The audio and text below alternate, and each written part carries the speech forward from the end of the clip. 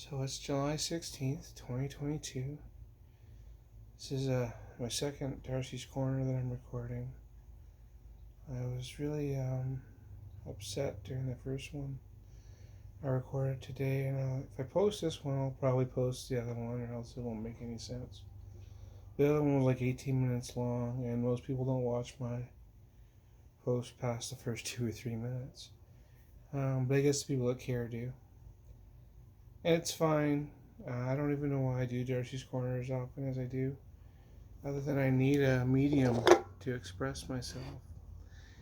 And I want a record somewhere that I have thoughts and feelings and that I care and that I love people. And I'm not trying to be harmful or hateful or hurtful to anybody, especially my friends and family who I love quite a bit, actually. But I get betrayed a lot. I get let down a lot. And I can handle people not wanting to do what I want them to do, because we all have our agency. Everybody gets to make their own choices. I guess there are certain core values that I have that if you violate those, it's so hard for me to just walk past that or overlook it. My little brother, during the height of the pandemic, before the vaccines were available to everybody, was just fine with people not wearing masks, not getting vaccinated, our hospitals being overwhelmed. And the thing is, I have a choking condition, so before the pandemic, I would go into the hospital 4 or 5 times a year to get my throat cleared because food would get stuck in it. It would hold for 3 or 4 days if I didn't go to the hospital. So now I'm in fear of 2 things. 1, if I go to the hospital, I'm going to get COVID because COVID's there. 2, there might not even be any help for me at the hospital if I can't swallow. Starving to death is a horrible way to die. And if my throat seizes up indefinitely, then yeah, eventually I'm going to starve or die of thirst because I'm unable to consume anything. It's a really scary condition. I really hate it. But my brother didn't care about that. He only cared about his freedoms and other people's freedoms. And I tried to tell him that, and you're scaring me, and please stop because you're making it worse. And he just kept going on about, well, his freedoms were all that mattered. So in other words, if I die, no big deal. And my wife was constantly has a health condition where she can collapse for no particular reason. She stands up, her blood pressure drops, and down she goes. It hasn't got to the point where she's been hospitalized over it, but it could anytime. She could be walking down the road. Hold on a second, my dog is whining. She wants back in. This is my Khaleesi. She is very cute and adorable. And she got stuck on her lead I have outside the door there. She got herself wrapped around a tree. She's not sure if she likes me yet or not. She doesn't come to her name. And she doesn't come to me looking for comfort. But she likes going on walks. And she does enjoy eating and drinking, so once in a while she will be nice to me. Well, she's nice. She's very docile. She's just... Anyway. So my brother was very dismissive of the fact that there wasn't an ambulance available for my wife if she needed it. And I couldn't get into the hospital if I needed it. Or I was scared to go anyway because I didn't want to go there with my throat being seized up and then come out with COVID. Also, my jobs the last 3 years have been cash jobs delivering those stupid newspapers, and there's no days off. There's nobody to cover me. If I get COVID and I have it, I'm delivering to seniors' homes. That means I'm giving them COVID. If I get hospitalized for 10 days, there was nobody to cover my rent. I've been homeless twice in my life. That scares me, and it should. My brother didn't care. So this last year, he had some sort of a crisis, and he called me. I'm like, no. Remember when I had a crisis and it didn't matter because of your freedom? Enjoy your freedom. If either one of your children is dying and needs a kidney, you let me know. Otherwise, I don't want to talk to you. Because he crossed the line. He didn't care if I died. He didn't care if my wife died as long as he had his freedoms.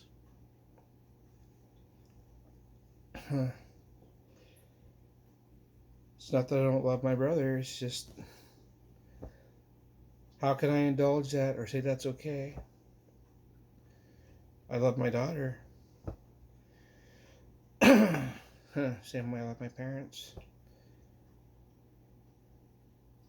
My parents have rejected me because I'm trans, and they don't know how to deal with that. They're pretty sure I'm either a pervert or a criminal or something. My daughter rejected me because I expected her to work for a living because she's 26 and there's nothing physically wrong with her. She says she has some mental health challenges. I'm not saying she doesn't. Mental health challenges. My entire immediate family has mental health challenges. Her entire immediate family has mental health challenges. We all do. They're important. They need to be addressed. People need to be sensitive and loving. But the rest of us all manage to go work for a living doing something. We're not entitled to stay home after 16 hours of work just because we feel like it. She told me she has to have a mental health day every week. I'm not saying you don't need a mental health day once in a while. If you've worked 21 days in a row and you have 14-hour days or 12-hour days, or even if they're just 10-hour days, you might need a mental health day after that. The idea that working 4 days is possible for you for 4 hours a day, but 5 is a bridge too far. And she's telling me this as though it should be obvious to me when I'm in the middle of working 8 at my new job, which is going so, in part because I'm tired all the time and can't concentrate. Now that's on me, but it would help a lot if I could get some sleep once in a while. But the idea that because you're an adult, suddenly you don't have to work anymore? I mean, from what, 18, 19 on, I've always had 2 or 3 jobs. Unless I'm in a slow spot. I'm laid off for a bit, or I'm having trouble finding gainful employment. And then I'll find employment, but it's like, it's part-time and it's minimum wage. Or even if it's full-time and it's minimum wage. I was listed as part-time at 7-Eleven for 3 years, even though I was working pretty much 40 hours a week every night. And for 2 of those years, it was straight night shift. I got held up twice. It was a scary job sometimes.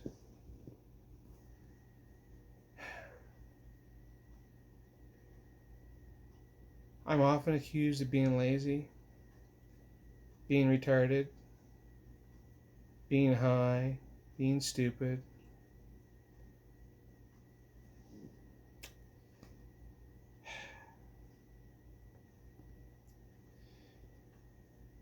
I endured all of it.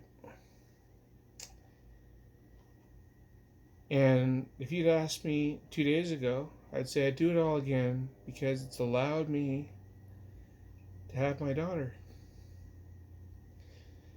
And finally, after 20-some odd years of trying, I'm in a position now where I can give things to my daughter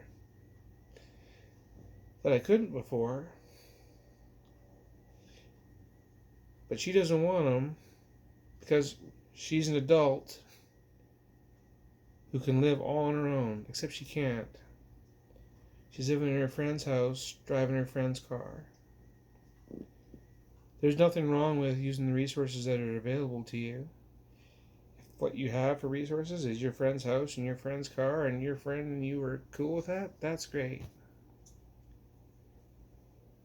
But the only reason she doesn't have more resources is because she doesn't go out and get them. And I would give them to her. But I can't do that now. If she's not willing, intentionally, to put in a minimum effort to help me pay for the car that I want to give her, like, I don't expect her to live my life or to do the things that I do. But you know what? She can. She's strong. Like, she's physically strong. We had to move that beehive. I found it really heavy, and she just up and moved it. I mean, with me. I was impressed by that.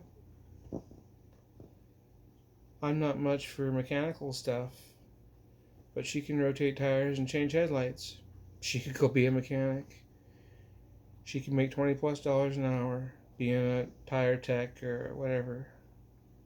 And that'd be great. I'd be so proud of her if she did that.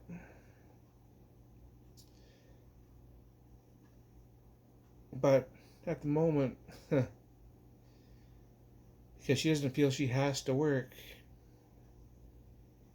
because she has a car, she has the minimum wage that she needs to just exist between her and her other two friends that are living together. She doesn't feel she needs to do any more ever.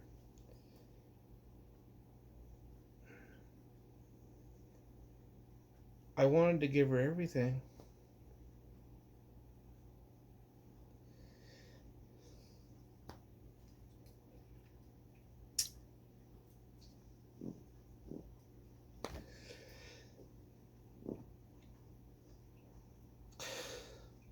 I failed as a parent.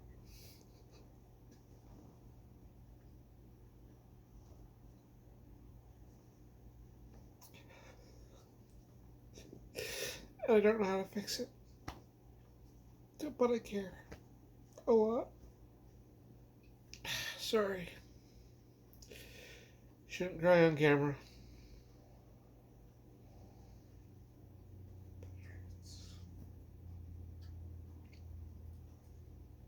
Anyway. I wish I would have done more.